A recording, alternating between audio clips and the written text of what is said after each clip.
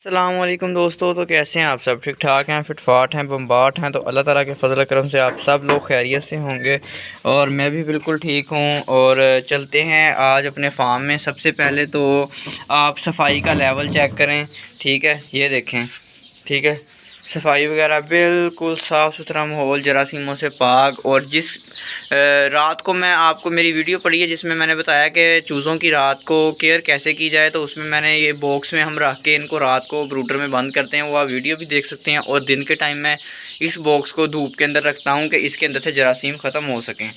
दिन के टाइम ये सीन है कि दिन के टाइम आगे पर्दे लगे होते हैं हर टाइम, और ऑक्सीजन जाने के लिए ये विंडो को मैंने वैसे ही ओपन छोड़ा हुआ है। और अंदर चलते हैं, ठीक है? और अंदर अभी भी इस टाइम दो बल्ब चल रहे हैं, ठीक है? एक वो लगा हुआ है, एक ये लगा हुआ है।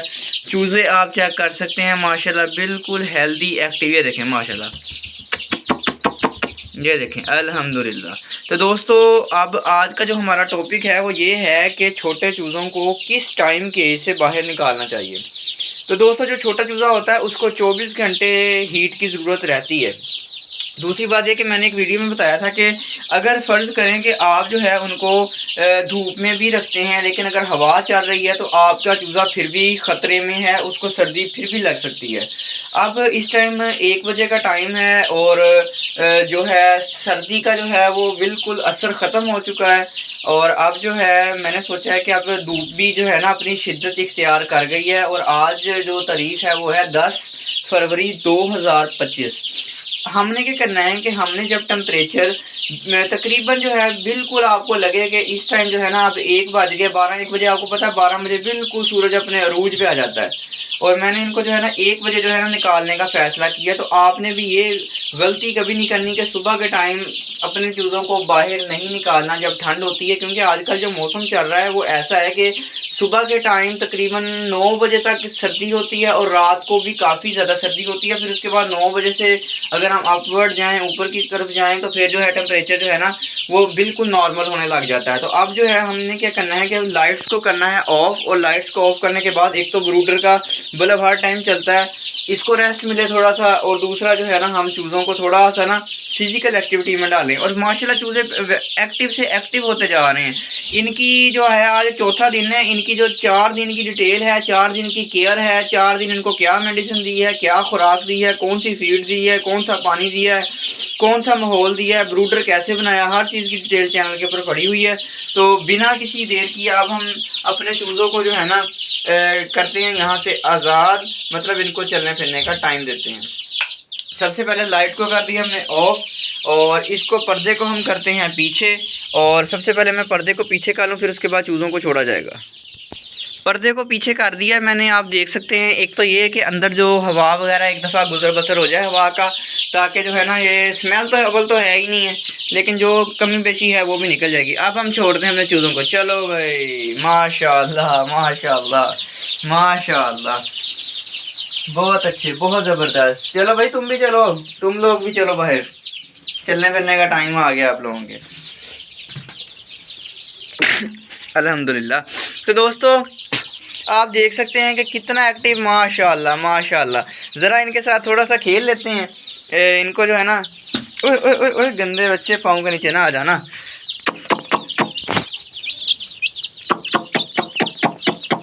माशाल्लाह माशाल्लाह। तो दोस्तों आपने अगर आप भी चाहते हैं कि आपका चूज़ा भी ऐसे ही एक्टिव, हेल्दी और तंदुरुस्त रहे, चुस्त रहे और अच्छी ग्रोथ करे, तो उसके लिए ज़रूरी है कि आप हमारी टिप्स को फॉलो किया करें। हमारे चैनल पर जाके जितनी भी जो है वीडियोस जो है मैंने अपलोड की हैं वो सारी आप देखें। ये सिर्फ 4 दिन का चूज़ा है और इसकी एक्टिवनेस आप चेक कर सकते हैं। इसकी एक वैक्सीन हो चुकी है जो कि हैचरी से होके आई थी। अभी जो है इसकी दूसरी वैक्सीन होने वाली है, ठीक है? दूसरी वैक्सीन अभी इसकी हफ्ते बाद जो एनडी और आईबी की होती है वो जो है हफ्ते बाद होती है। तो अभी जो है उसका टाइम नहीं आया, सो इसलिए जो है अभी मैंने उसकी डिटेल नहीं शेयर की।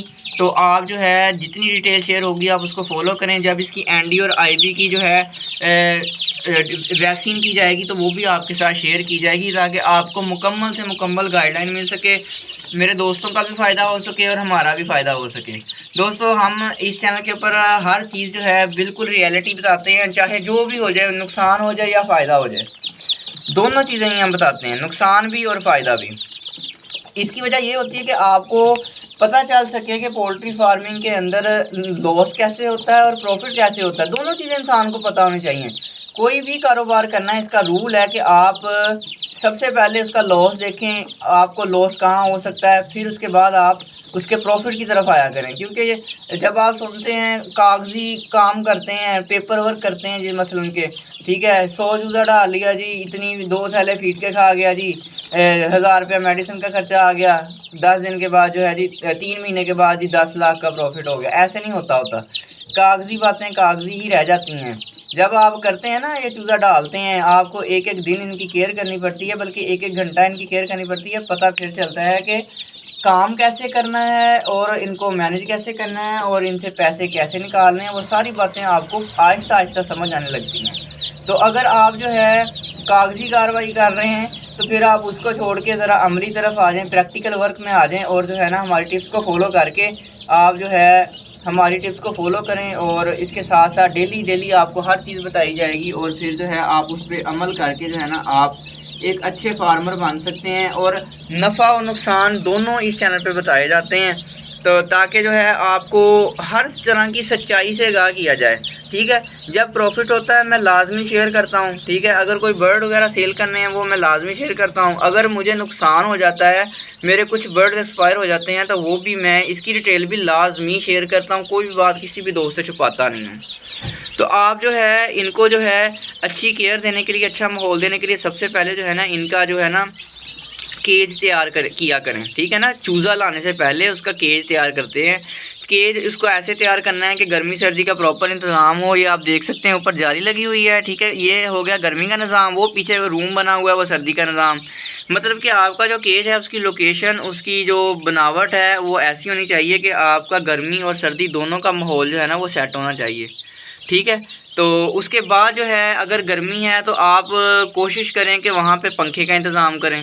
ठीक है, अगर सर्दी है तो आप कोशिश करें वहाँ पे हीटर का इंतज़ाम करें, ब्रूडर का इंतज़ाम करें। ये सारी चीज़ें जब होंगी तो फिर आपको लॉस होने के चांस बहुत ज़्यादा कम हो जाएंगे।